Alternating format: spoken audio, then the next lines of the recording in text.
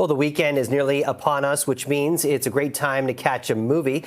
Let's take a look at some of the new films hitting screens this weekend. And for more on this, as always, we're joined by film critic Richard Crouse. Always great to speak with you, Rich. You know, if you asked me 15 years ago, would Jordan Peele be, I guess, the maker of some of the scariest movies I've ever seen, I probably would have said no, considering he's one half of probably two of the funniest guys on the planet. Yeah, and he's the producer of Him. He didn't direct it, but he produced it, so his fingerprints are on this. And this is a sports movie. It's a horror movie. It's a psychological drama. It's about a guy called Cameron Cade, played by Tyreek Withers. He is an up-and-coming college football star, quarterback. Everyone loves him. Destined for the NFL when he gets attacked by a crazed mascot and is left with a brain injury. It looks like his career is over until Isaiah White, played by Marlon Wayans, who is the greatest of all time, kind of the Tom Brady, I guess, of quarterbacks currently working, says, "Come train with me.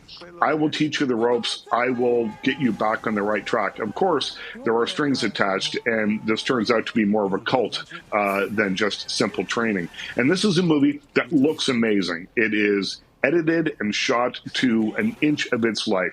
Every image you could almost like take off the reel of film and hang it on the wall, and it would look great. Trouble is, it comes at the expense of a compelling story.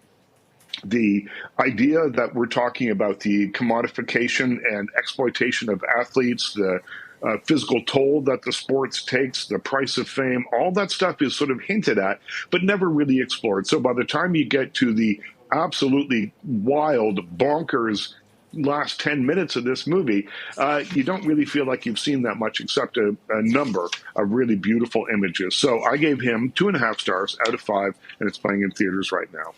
This next film might, hit home for a lot of people who managed to make it out of the Palisades fire, documenting another horrific fire that happened in California, The Lost Bus, starring McConaughey.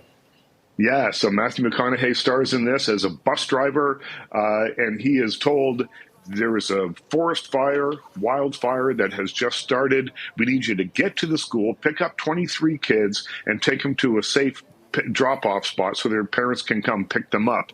And of course, this thing spreads so quickly that as he's trying to mount this rescue mission, he drives right sort of into what becomes the middle of the inferno, and he has to figure out a way to get his bus, which is essentially turning into an 18,000-pound oven, out of there, save the children, save himself, and move forward. And this is based on a true story, 2018, they call it the California camp fires that devoured 10 or more acres of land, completely burned down a town called Paradise, California. And you really get an immersive sense of what it's like. As this fire is spreading, you see how quickly it can start. It's just one down power line, a spark, and all of a sudden there's fire everywhere. You get a real sense of that. You don't get as much of a sense of the characters, which is a bit of a shame. But this is kind of a horror film, but the monster here is the fire. So I gave The Lost Bus, which is now in theaters and will be on Apple TV Plus in the coming weeks, 3 out of 5 stars. Rich, if this next film were on a dating app, would you swipe right or left? Well, here's the thing. I probably left. I've never used a dating app, so left is when you don't want it, right? Is that it? So this is called Swiped, and it's on Disney Plus right now. And it's the story of tech visionary Whitney Wolfe, played by Lily James. And she is someone who got into the business working for Tinder. She came up with the name. She figured out how to market it. It becomes enormously successful.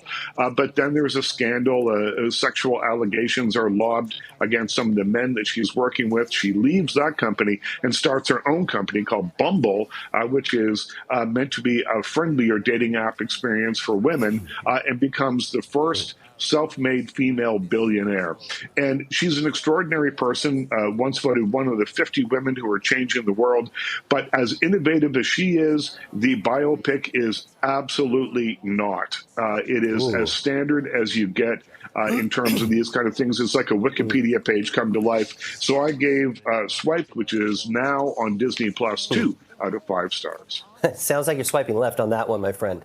Let's talk about the history of sound. What's this all about? Yeah, The History of Sound is a historical romance now playing in theaters. It stars Josh O'Connor and Paul Mescal. When we first meet them, they're university students, and they are brought into a romantic relationship by their shared love of music. Then World War I happens. Josh O'Connor's character is called off to war. Paul Mescal stays behind. After the war, Josh O'Connor returns and says, "We love music. We love one another. Let's go to parts of America and record folk songs that will be lost to the oral tradition unless we record them." So they do that. There's more. I don't want to give you any spoilers here, but this is a very, what I call a very deliberately paced movie, meaning it's very slow, but every frame of this movie is informed and infused with the yearning that these two feel for one another. It's a deeply romantic, but kind of ultimately tragic story called The History of Sound, in theaters now, and I give it 3.5 stars out of 5.